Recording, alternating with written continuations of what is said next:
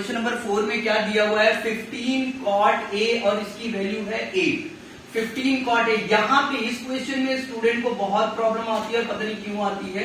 देखिए अगर आपको 15 cot A दिया हुआ है इक्वल टू 8, इसमें प्रॉब्लम कहां पे आ रही है कि आपको सीधे ट्रिग्नोमेट्रिक रेशियो नहीं दिया है, साइन कॉस टैन नहीं दिया है, नहीं दिया है, तो जो रिक्वायर्ड है हमें हमेशा वो बनाना है, जो चाहिए वो बनाना है। तो चाहिए क्या, अगर कॉट ए मिल जाता तो काम हो जाता, तो ठीक है।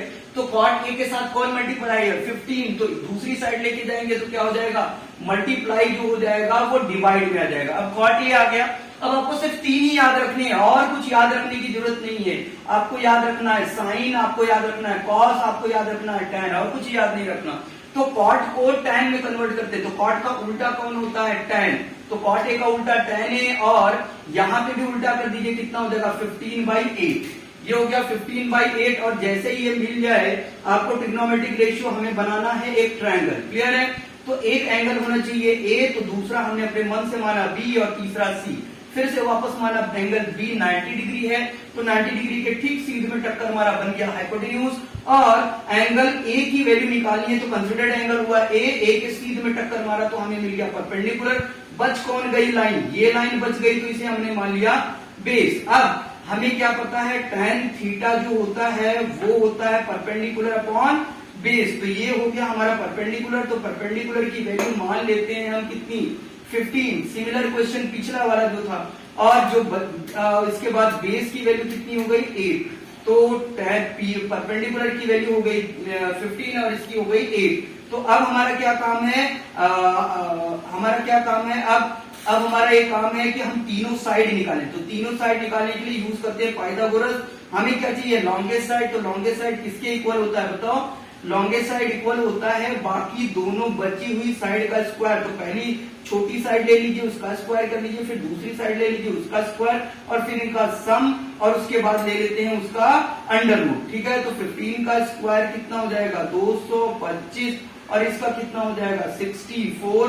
चलिए जरा जोड़ दीजिए, कितना होगा 225 और 20 और 60, 280 और 9, 289 निश्चित तौर पे ये किसका है, अंडर रूट 17 का स्क्वायर, यानी कि ये हो गया 17। क्लियर है, ठीक। वापस आते हैं, तो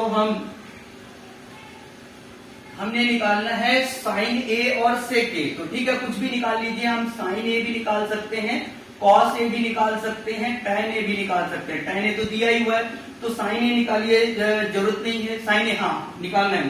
तो साइन ए निकालते हैं परपेंडिकुलर। हमने निकाला साइन ए की वैल्यू हो गई पाकिस्तान भूखा प्यासा, और हिंदुस्तान हरा हरा भरा, ठीक है, ये हो गया। तो पाकिस्तान भूखा प्यासा, पी परपेंडिकुलर की वैल्यू हो गई हमारी 15, और बेस की वैल्यू कितनी हो गई हमारी 8। कितनी हो गई परपेंडिकुलर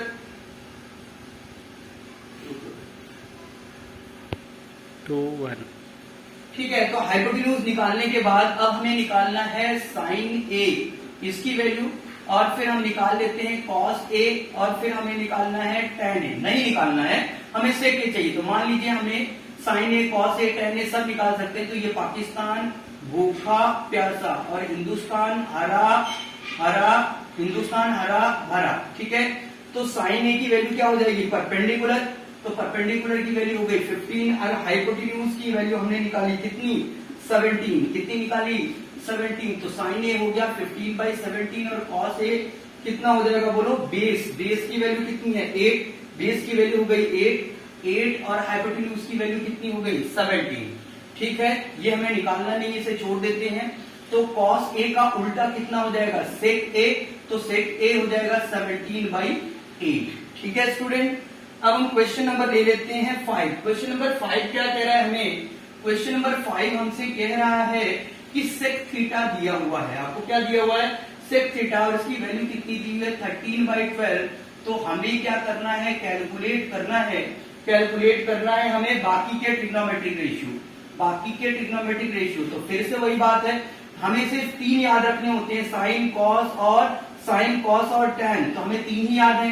तो हमने क्या किया, सेक किसका उल्टा होता है कॉस, तो सेक का उल्टा हमने कर दिया कॉस, और उल्टा किया तो ट्रिग्नोमेट्रिक रेशियो भी उल्टी हो जाएगी। अब क्या करना होता है हमें बनाना होता है ट्रायंगल। तो हमने बना लिया एक ट्रायंगल, ठीक। और एक एंगल थीटा दिखाना है, थीटा दिखा दिया, एक का नाम ले लिया ए, एक का नाम बी, एक का नाम सी, फिर से एंगल बी 90 डिग्री है तो ऑपोजिट इसका हाइपोटेन्यूज हो जाएगा।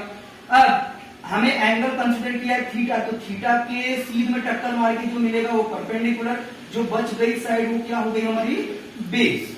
क्लियर है? तो cos थीटा की वैल्यू है होती है क्या बेस अपॉन हाइपोटेन्यूज। तो बेस की वैल्यू कितनी है बोलिए 12 और हाइपोटेन्यूज की वैल्यू कितनी हो गई हमारी 13। अब हमें एक साइड और नहीं दी है, क्या नहीं दिया है परपेंडिकुलर, तो वैल्यू निकालते हैं। परपेंडिकुलर क्या है छोटी साइड है, तो जब भी कोई छोटी साइड निकालते हैं तो कैसे निकालते हैं, बड़ी वाली साइड हाइपोटेन्यूज के स्क्वायर में से दूसरी हाइपोटेन्यूज के स्क्वायर में से जो गिवन साइड दूसरी छोटी है उसका स्क्वायर माइनस कर देते हैं। तो कर दिया हमने। हाइपोटेन्यूज की वैल्यू कितनी है बताइए 13, तो 13 का स्क्वायर करते हैं और यहाँ पे क्या है 12, तो 12 का स्क्वायर, तो 13 का स्क्वायर कितना हो गया 169 माइनस कितना हो जाएगा 144, तो बच कितना जाएगा 169 में से 144 कितना हो जाएगा 25, तो परपेंडिकुलर की वैल्यू हो गई 25 का वैल्यू कितना 5। तो वापस से हम डायग्राम वापस से सही करके बना लेते हैं। क्या कह रहा है ये डायग्राम, तो हमने क्या किया एक ट्रायंगल बनाया, ट्रायंगल का नाम क्या था A B C, angle B कितना था 90 डिग्री, तो ये हाइपोटेन्यूज था, और ये एंगल थीटा का था, तो इसके ऑपोजिट में परपेंडिकुलर, और परपेंडिकुलर की वैल्यू हमने कितनी निकाली बता दीजिए 5 निकाली। कितनी निकाली 5, और बेस की वैल्यू पहले से कितनी थी 12, और ये हाइपोटेन्यूज कितना था 13। तो सारे ट्रिग्नोमेट्रिक रेशियो निकाल लीजिए, कोई दिक्कत नहीं है। साइन थीटा और कॉस थीटा और टेन थीटा निकाल लिया हमने।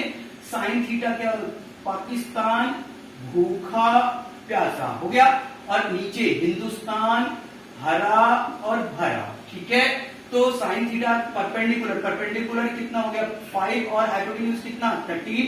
बेस बताइए जरा 12 और हाइपोटेन्यूज कितना 13, और परपेंडिकुलर को देखिए फिर से कितना 5 और बेस कितना 12। ठीक है, तो आसान है ये, इस तरीके से हम आसानी से निकाल सकते हैं। बार बार हमें एक ही कोशिश करनी है, दो चीजें कि अगर दो साइड दी हुई हो, दो साइड दी हुई तो तीसरी साइड निकालेंगे। दूसरा काम क्या है, हमें ट्रिग्नोमेट्रिक रेशियोज के लिए हम ये ट्रिक यूज कर लेंगे। ठीक है स्टूडेंट, स्टार्ट करते हैं हम क्वेश्चन नंबर 6। क्वेश्चन नंबर 6 में क्या कह रहा है कि एंगल ए और एंगल बी दोनों जो है वो कैसे हैं एक्यूट एंगल है, और कॉस गिवन क्या है हमें, गिवन है हमें कॉस ए, गिवन है हमें कि cos A equal to cos B. तो हमें पीटी करना है, प्रूव दैट करना है कि angle A equal to angle B. तो जरा ध्यान दीजिए, फिर हमें ये क्यों दिया है कि एंगल ए और एंगल बी जो है एक्यूट एंगल है। एक्चुअली क्या है, मान लीजिए हमारे पास एक ट्रायंगल है, तो उस ट्रायंगल में 3 एंगल होंगे ए बी और सी। तो गिवन है कि ए और बी एक्यूट एंगल है, यानी 90 डिग्री से छोटी हैं। अगर 90 डिग्री से छोटे हैं तो ना तो ए 90 ना तो बी 90, तो कौन होगा 90, एंगल सी 90 है। सिर्फ यही बात देखिए दिखाने के लिए हमें ये दिया हुआ है। तो एंगल सी 90 है, तो बच गए कौन ए, और बच गया ए और बच गया बी। क्लियर है? ठीक, अब हमें गिवन क्या है कॉस ए, तो इसी से फाइंड आउट निकालना है। तो फाइंड आउट निकालना है गिवन से, तो गिवन को सबसे पहले ले लेते हैं कॉस ए। अब कॉस ए ये है मेरा एंगल ए, तो एंगल ए के ऑपोजिट में जो आएगा वो हो जाएगा हमारा परपेंडिकुलर, और जो बच गया वो हमारा 90 डिग्री के ऑपोजिट में क्या आ जाएगा हाइपोटेन्यूज, और एंगल ए कंसिडर्ड एंगल उसके ऑपोजिट पे आ गया परपेंडिकुलर, जो बच गया वो क्या हो गया हमारा बेस। तो कॉस थीटा किसके बराबर होता है, बेस अपॉन हाइपोटेन्यूज के। तो बेस क्या हो गया हमारा, बेस की वैल्यू आ गई AC और हाइपोटेन्यूज की वैल्यू कितनी आ गई AB। ये हो गया हमारा इक्वेशन नंबर 1। ठीक है, अब हमें क्या गिवन है cos B, तो cos B लिख लेते हैं। cos B लिखने के लिए इसे इरेज कर दो। अब हम B यानी कंसिडर्ड एंगल है हमारा B, अगर B है तो B के ऑपोजिट में क्या आएगा परपेंडिकुलर, और ये परपेंडिकुलर या हाइपोटेन्यूज, तो जो बच गया वो बेस। तो cos थीटा किसके बराबर हो जाएगा, बेस अपॉन हाइपोटेन्यूज। तो बेस की वैल्यू कितनी है, बेस क्या है हमारा साइड BC, और हाइपोटेन्यूज क्या हो गया हमारा साइड AB। क्लियर है? इक्वेशन नंबर 1 और इक्वेशन नंबर 2। अब क्या गिवन है, दोनों बराबर हैं, तो ये लिख लेते हैं फ्रॉम 1 and 2 दोनों क्या है बराबर हैं, तो cos A equal to cos B। ठीक है, cos A गिवन क्या है, गिवन क्या है हमें cos A equal to cos B। अब cos A की वैल्यू कितनी है बोलो, AC upon AB, AC upon AB, और ये कितना हो जाएगा BC अपॉन AB। तो देखो AB इधर भी AB इधर भी, तो दोनों कैंसिल आउट हो गए, तो AC इक्वल टू हो गया BC, AC इक्वल टू हो गया BC, यानी कि ये वाली जो साइड है AC, ये वाली साइड जो AC है ये इक्वल है किसके, BC के, तो ये दो साइड बराबर हो गए। और किसी भी ट्रायंगल में अगर मैं कोई भी ट्रायंगल बनाऊं और उसमें दो साइड बराबर हो, है ना, कौन सी साइड, BC और AC, अगर दो साइड बराबर हैं तो इन जो दो साइड्स बराबर हैं उनके ऑपोजिट वाला एंगल, इस साइड के ऑपोजिट वाला एंगल A और इस साइड के ऑपोजिट वाला एंगल B आपस में क्या होंगे, इक्वल। जो साइड्स इक्वल होते हैं उसके ऑपोजिट वाले भी एंगल भी क्या होते हैं, इक्वल। तो ये कैसा ट्रायंगल हो गया, आइसोस्केलस ट्रायंगल हो गया, ठीक है। तो इसलिए देयरफॉर चूंकि BC और AC बराबर हैं, hence angle A is equal to angle B। और क्या यही पीटी करना था हमें, यही प्रूफ करना था, तो प्रूफ हो गया।